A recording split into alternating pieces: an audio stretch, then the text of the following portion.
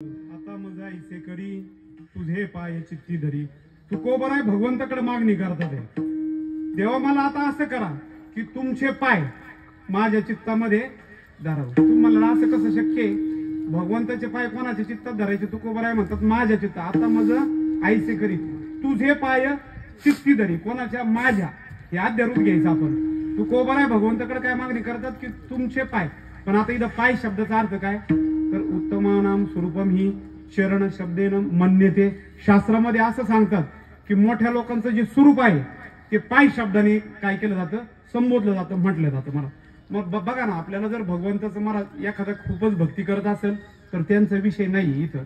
जे सर्वसामान्य माणसं आहे, आपण एखाद्या दिवशी ठरवलंच आज आपल्या घरी वादविवाद झाला किंवा कंटाळा आला, मंदिरात गेले आणि साधे डोळे झाकून तुम्ही जर बसले तर खरं सांगा, तुम्ही सांगितलं का आता माऊलीच्या समाधीची किंवा आपल्या पैस खांबाचं डोळ्यापुढं चित्र यावं तर किती माणूस महाराज भक्ती करणारा जरी असला तर होतं का तसं? दुसऱ्याच गोष्टी उत्पन्न होतात डोळ्यापुढं. काय काय विचार येतो, कोणासंग भांडण झाले, आता ते कसं मिटवायचं, त्याला कसं दाखवायचं. म्हणजे ह्याच म्हणजे आपण जरी आपण म्हणण्यापेक्षा आपण जरी स्वतःला भक्त समजत असतो तरी आपण भगवंताचे पाय चित्तामध्ये धरू शकत नाही. भगवंताची कृपा असते. म्हणूनच नेहमी महाराज दृष्टांत सांगायचे, भक्त असणं वेगळं आणि भक्त वाटणं वेगळं. असण्याचा आणि वाटण्याचा फरक आहे. महाराज दृष्टांत सांगायचे, त्यांचं ऐकलेलं दृष्टांत आहे. तुम्हाला थोडक्यात सांगा, असणं वेगळं आणि वाटणं वेगळं.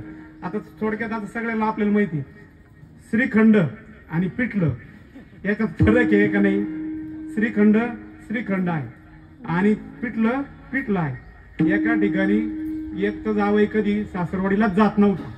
शंकर मामा सासरवाडीलाच जात नव्हता. कधीतरी एकदा गेल्यानंतर ग्रामीण भागात होतं.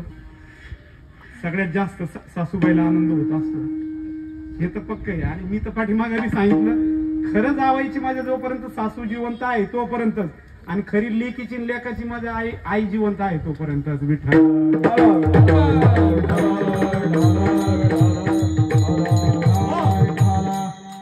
गेल्यानंतर सासूची खूप इच्छा होती श्रीखंड आणून.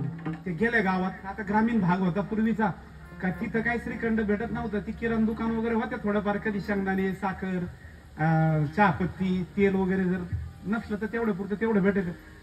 भाऊ श्रीखंड नाही म्हणे. पाय ना म्हणे तिकडून तालुक्याच्या ठिकाणून कोणी येणार आहे? नाही म्हणे मावशी कोणीच येणार.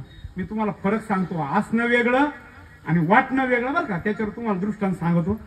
तर मग ते म्हणे नाही भेटलं. ते सासूच्या मनामध्ये तळमळत राहिली का जावायला काय खाऊ घालायचं होतं? श्रीखंडच खाऊ घालायचं होतं. मग तिनं बिचारीनं पिठलं घुटीलं. पण तिच्या मनात काय राहिलं का श्रीखंड ताटात आपल्या जावायला आपण वाढू शकलो नाही. पण तिनं ते ताटात पिठलं वाढलं आणि आली म्हणे, जावई लई इच्छा होती, तुम्ही खूप दिवसातून आले, कधी क्षणमत आले, एक तुम्ही येत नाही 4-4 वेळा, तुम्हाला श्रीखंड. पण आता काय म्हणे, एवढ्या वेळेस ह्या पिठल्यालाच काय समजा? श्रीखंड समजा. कशाला श्रीखंड समजा? पिठल्याला. बरोबर. आता ते जावई बी जरा गुड घेतलाच होता. ते 2-3 वेळा तिने सासूला वाढलं म्हणे, आता बरं झालं. नाही म्हणे जावई लई इच्छा होती म्हणे. 2दा-3दा झालं तिने ऐकलं म्हणे, या पिठल्यालाच काय समजा तुम्ही? श्रीखंड समजा. तिने घेतली महाराज असं पाठीमाग बाई आणि मामीच्या 60 दिशी काना माग लावली म्हणे, मामीनीच मारलं म्हणून समजा.